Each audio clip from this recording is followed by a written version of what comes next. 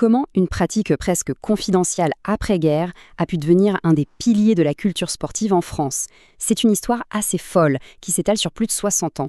Une histoire faite de passion, de coopération, mais aussi de lutte de pouvoir très, très française. Allez, on décortique ça ensemble.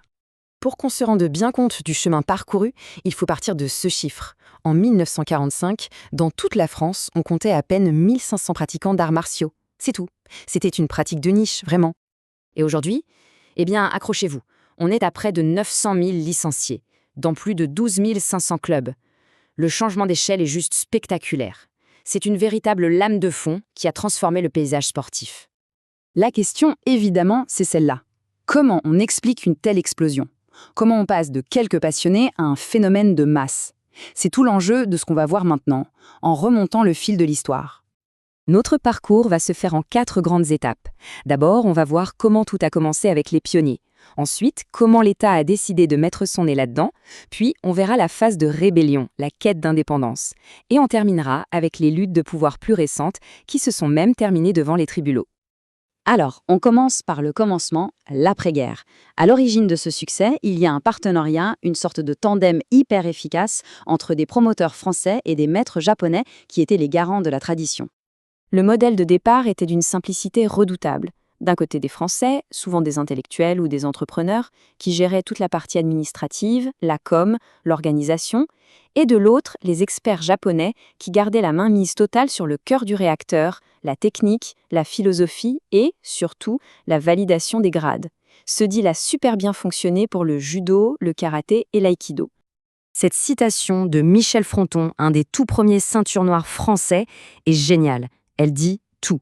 Le jury pour le grade suprême, la ceinture noire, eh bien, c'était juste 4 maîtres japonais assis sur un banc. Leur parole était d'or, l'autorité était absolue et personne ne la remettait en question. Ce qui est super intéressant, c'est que chaque discipline va trouver son public, sa propre identité. L'aïkido, par exemple, va séduire des judokas un peu lassés de la compétition, qui cherchent plus l'esthétique du mouvement. Le karaté, beaucoup plus direct, va parler à une jeunesse plus politisée, plus contestataire. Et le kendo, lui, va attirer les passionnés d'histoire, ceux qui veulent toucher du doigt la tradition des samouraïs. Chaque art martial a trouvé sa niche. Forcément, face à un tel succès, l'État français ne pouvait pas rester les bras croisés. Il a donc décidé d'intervenir pour mettre un peu d'ordre et surtout pour contrôler ce petit monde qui devenait de plus en plus grand.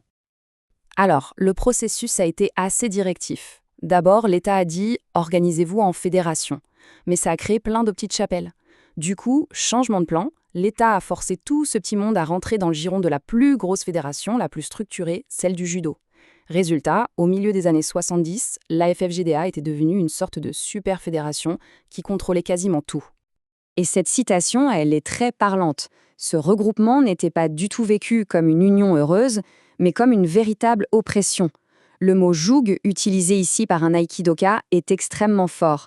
En gros, les autres disciplines avaient le sentiment d'être juste tolérées, voire méprisées, et que le judo freinait leur développement. Et en parallèle de cette unification forcée, l'État a commencé à réglementer l'enseignement. Avec la création du diplôme d'État de judo en 1955, le message était très clair. Maintenant, pour enseigner contre rémunération, il faut un papier officiel validé par nous.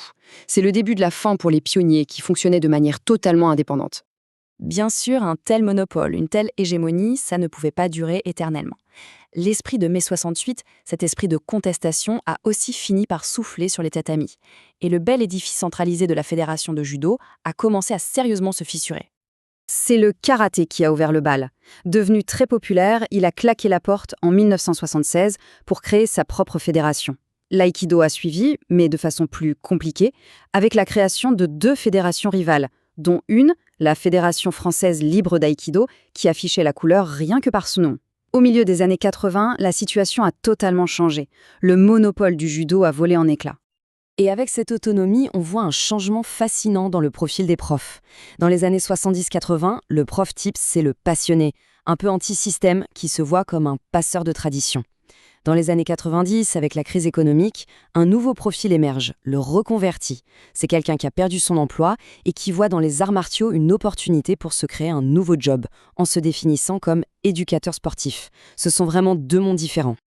Et si ces disciplines ont pu obtenir leur indépendance, c'est pour une raison très simple, le poids du nombre. Regardez ces chiffres. Pendant les années 70, le nombre de pratiquants a littéralement explosé. Le karaté qui passe de 10 000 à 100 000 licenciés, c'est un raz-de-marée. Face à une telle masse, le ministère des Sports ne pouvait plus faire la sourde oreille. Ils avaient enfin leur rapport de force de leur côté. Bon, les fédérations leur indépendance, on pourrait croire que la guerre est finie. Eh bien, pas du tout. La bataille change juste de terrain. Elle quitte les bureaux du ministère pour se déplacer dans les prétoires des tribunaux. Le nouvel enjeu, le nouveau nerf de la guerre, c'est le contrôle des hauts grades. Des profs se rebellent et accusent les fédérations de distribuer les 6e dan et plus pour des raisons politiques, pour récompenser les copains, plutôt que pour des raisons techniques. Et pour la première fois, on voit des syndicats de professeurs se monter et attaquer le système en justice. Ça va même jusqu'au Conseil d'État. L'objectif, briser ce monopole. Et là, la réponse de l'État a été radicale. Après des années de guérilla juridique, une loi est votée en 1999. Et cette loi ne fait pas que confirmer le monopole des fédérations, elle le grave dans le marbre. Un grade dan obtient la même valeur légale qu'un diplôme d'État. C'est un coup de massue pour les contestateurs. La boucle est bouclée, le contrôle de l'État est total. Tout ça nous amène à la figure de l'éducateur sportif moderne. C'est l'aboutissement de toute cette histoire.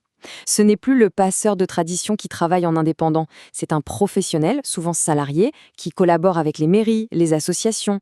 Il utilise l'art martial comme un outil d'éducation, d'intégration sociale.